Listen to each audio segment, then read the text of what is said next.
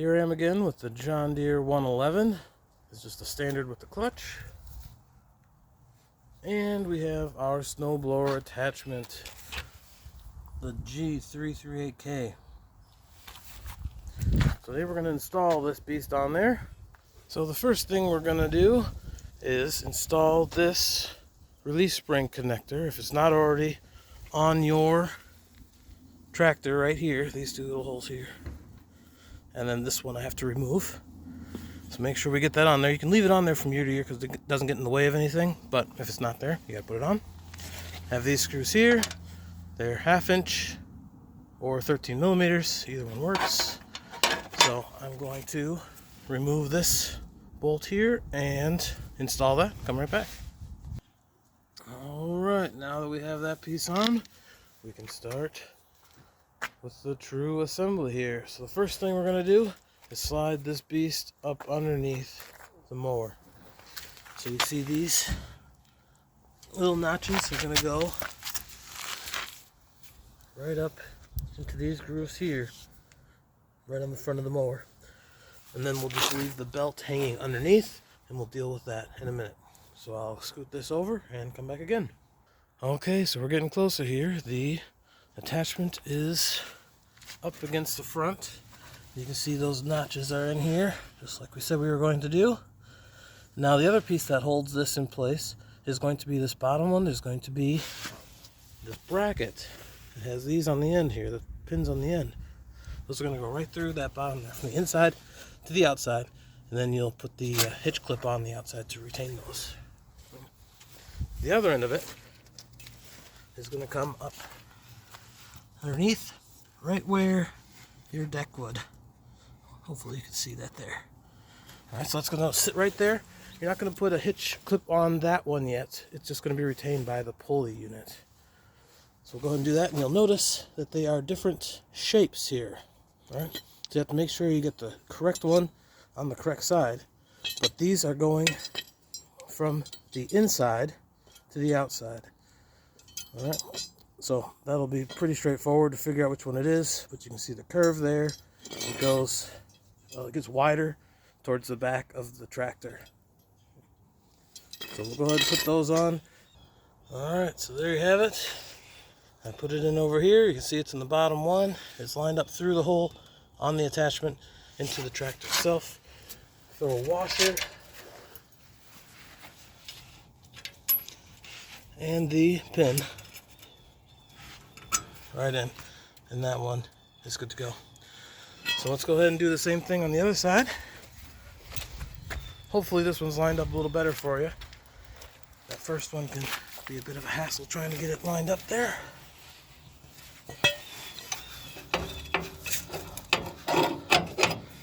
And slides right in on this side.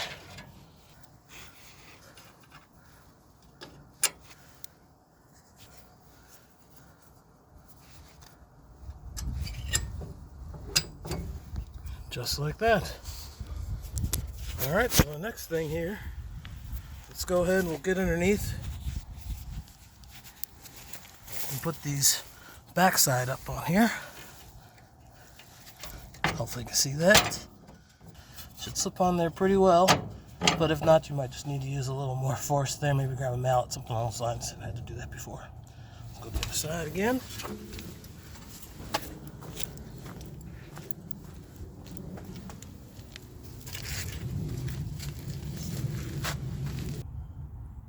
Alright, so this one goes on this side. Alright, you see it. This one's going to take some finagling, so I'll come right back to you here. Alright, so now we have that one there on there again. Okay, so both sides are on. So now we're going to have the pulley that's going to come up. That secures right up here, right on top of them. And we have the relief spring that goes from here over to this guy. So before you do that, make sure you loosen it pretty much all the way out. Makes it easier to get on. Then we're going to tighten that all the way down. Okay, here we are again with that relief spring connected here. We got it from the bracket. You can see that it's going around all underneath there. Come through to your eyelet. We're going to tighten that all the way up. I usually tighten it about down here, so I'll do that here in a moment. And that just, again, provides the relief for you, essentially, when you are trying to raise and lower it. Because otherwise this thing's too heavy, so that spring creates a little bit of tension for you. So I'm going to sit here and do that for a moment, and be right back. Okay, so that's all tightened there, you see. We have a little more tension here. It's starting to get some spaces there. We've taken that much slack out of it there. Alright, so that's again just going to help us raise and lower this beast. It's heavy. Okay, so we just have a couple more things, which are getting the pulley set on there, and then connecting our lift lever. So this is probably going to be pretty hard to see, so I probably won't do too much with it there. But it's about the routing of this belt. So it's a V belt, so one side is thinner than the other. This one's flat. And that flat one comes from underneath this pulley here. That flat side will continue up around this pulley, so it'll come from the bottom, up around the top. We'll go up to the PTO with the V on the inside, come back around with the V coming over this, and then it goes back up into the snowblower attachment. Goes back up into the snowblower attachment there. Where this goes, I kind of mentioned before, but this and on the other side are going to go right on the same mounts as these brackets. Alright, that's what's actually going to hold these on. See how they're kind of falling off there. So that'll actually hold that on there. It's not held with anything except tension. Alright, so this one is a closed circle, so that one has to go on the far side first. And then this one just sits up against it. And the tension of the belt will keep this pulled forward.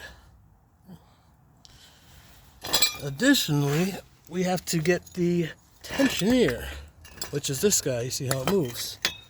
That's what pulls the slack out of the pulley or out of the belt altogether.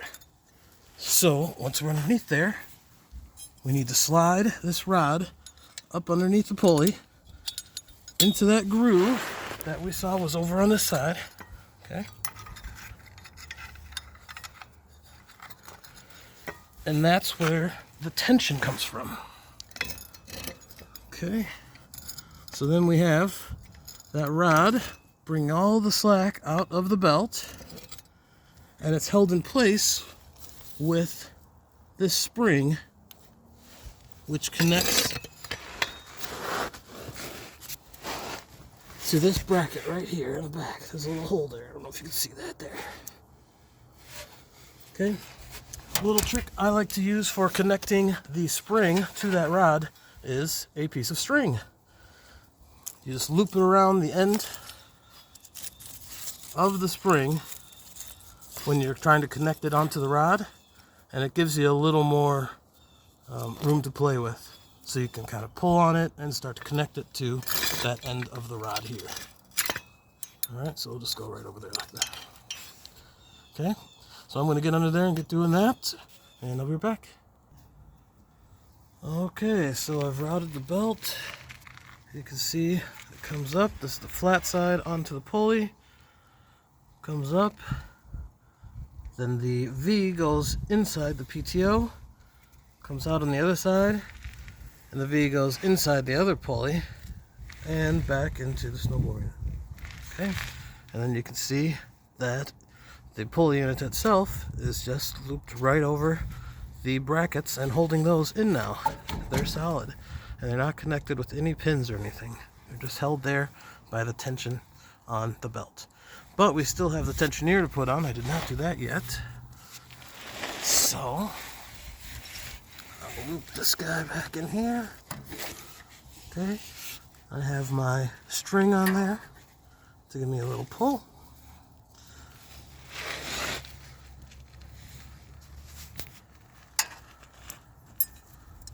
Okay, we're going to get this on the inside of that pulley. Okay, so we saw the spring back there, and here's the rod. I connected it to the other side of the tensioner pulley already. Now we're just linking the spring to the rod here. And that gives us the tension we need. The only other thing is if you find that it's too tight, you'll need to play with this adjustment here, which actually adjusts the other side of the pulley. Because this only has the one setting, of course. This only has the one setting. So the last thing we need to do to get this thing up and running is to connect the lift lever, the lift arm here. Okay, so here it is. You see it goes onto that end. That's just connected with a hitch clip down there as well. But then this one comes and just sits right inside this lever here. Okay, so we have to lower that down if it's not already.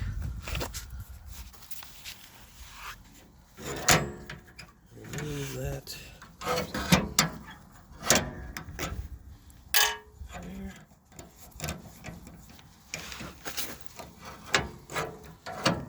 A little good and rusty this here, of course. Okay, we'll slide that over.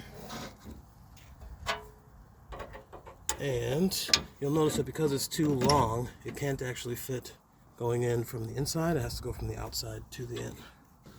Let me play with that for a moment, but then we'll just put the hitch clip back on the other side of it.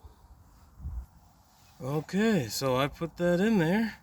So now we have a fully connected and ready to go snowblower attachment on our 111.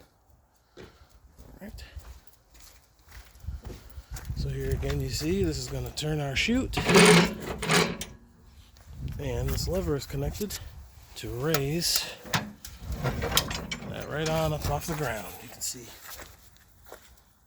that we're up just a couple inches there.